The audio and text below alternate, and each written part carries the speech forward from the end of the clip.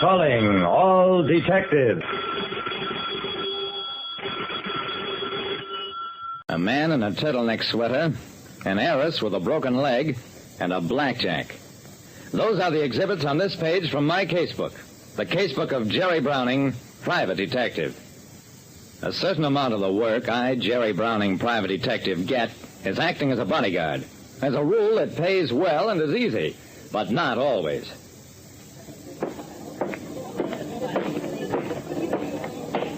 The man in the turtleneck sweater leaned over the table. I say the little lady give me the eye, and I say I'm going to dance with her, see?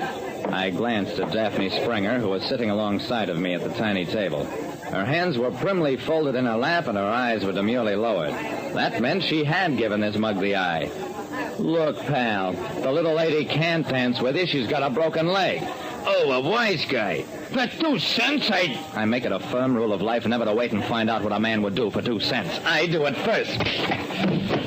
I knocked the mug into the laps of the people at the next table. He let out a bellow of rage and came charging back at me. Across the room, 3 other turtleneck lads leaped up and joined me. Under the circumstances, I took out my blackjack and... At a definite point in these free-for-alls, somebody always puts out the light. I laid about with a blackjack up to that point, then reached out, picked up Daphne, slung her over my shoulder, and started cutting a path to the door.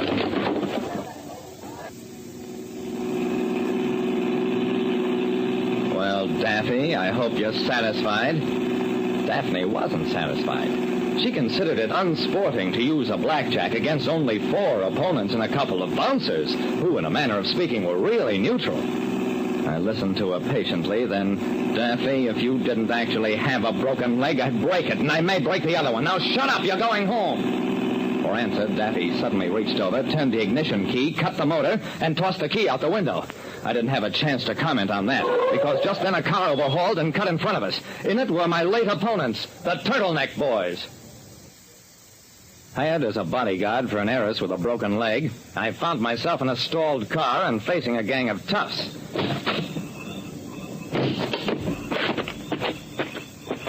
I took out my revolver, walked up to the other car, shoved the revolver muzzle against the nose of the mug who'd started all the trouble at the Pink Poodle Roadhouse. I think I'll blow your brains out. What's more, I'm a detective and can get away with it. The mug looked as though he'd faint. Please, we was only kidding. I'll bet. Okay, all of you out of the car and start walking. What are you going to do?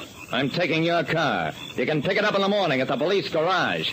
I went back to my car, picked up Daffy, flung her in the back seat of the car I'd commandeered, and drove her home.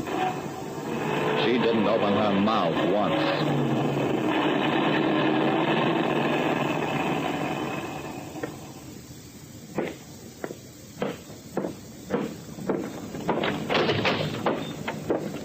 Here's your fun-loving daughter, Mr. Springer. What she needs is not a detective, but the National Guard. Springer watched as his daughter was carried upstairs by a couple of servants. Come into the library, Browning. Browning, shall I tell you what's wrong with Daffy? I know what's wrong. She's crazy, trying to ski down a mountainside on one foot and... Well, she may be a little crazy, but that's not the main trouble. She's in love. With you. I sat down. This is just a plot. To have me bodyguard her free. I'm through. I quit. I resign as of yesterday.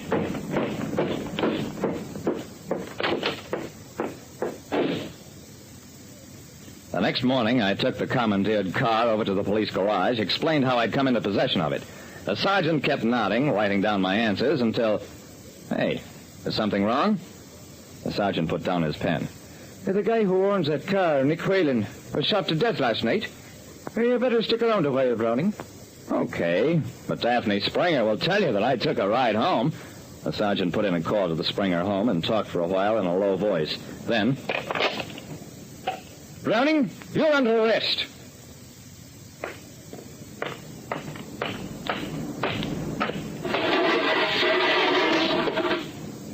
So, there I was, a nice, comfortable cell. I lay down, had a good, long nap. A while later, the guard came by and woke me up. Hey, Browning, there's a classy blonde babe outside in a wheelchair wants to see you. I raised my head. Tell her for me to go break her neck. I don't want to see her. The guard prodded me. Come on, you gotta get up. She cleared you.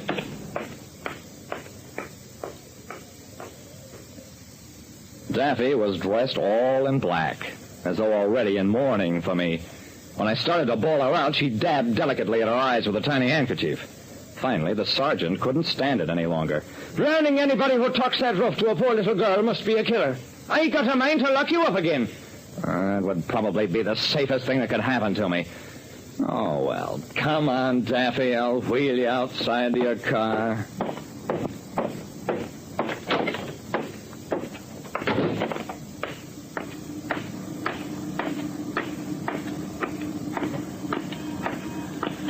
Springer was waiting for us in the car. I heard about what Daffy told that policeman.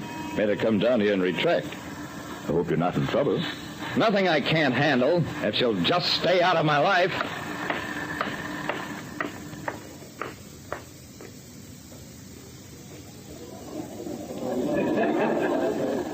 That evening, I took a cab out to the roadhouse where all the trouble had started. At the door, I halted and ducked back out of sight. Daffy Springer was in there, sitting at a table with 3 of the turtleneck boys. As I watched, she got up, walked to the dance floor with one of the men, and danced. Broken leg, huh?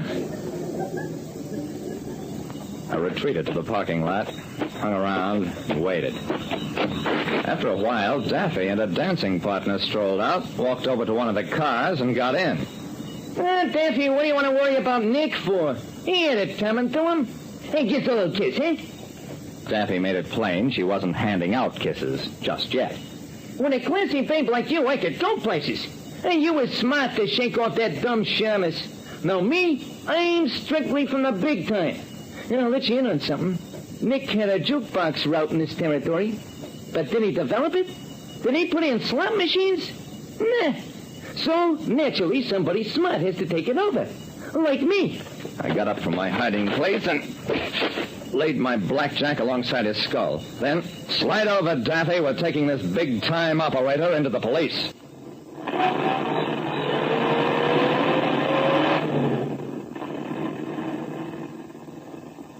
Well, that cleared up the matter at the cost of Daffy's broken leg racket. She admitted it had healed 2 weeks ago. She just liked having me lug her around. She claimed she knew I'd follow her to the roadhouse and just got mad when I pointed out the risk she'd taken. The upshot was she fired me as her bodyguard, which means that when I take her out these days, it costs me money. Like I said, bodyguard work is fine, provided you got nothing tougher than a killer to worry about. Listen next time to Calling All Detectives, mystery drama, mystery quiz, and a chance for you to match wits with yours truly, Jerry Browning, private detective.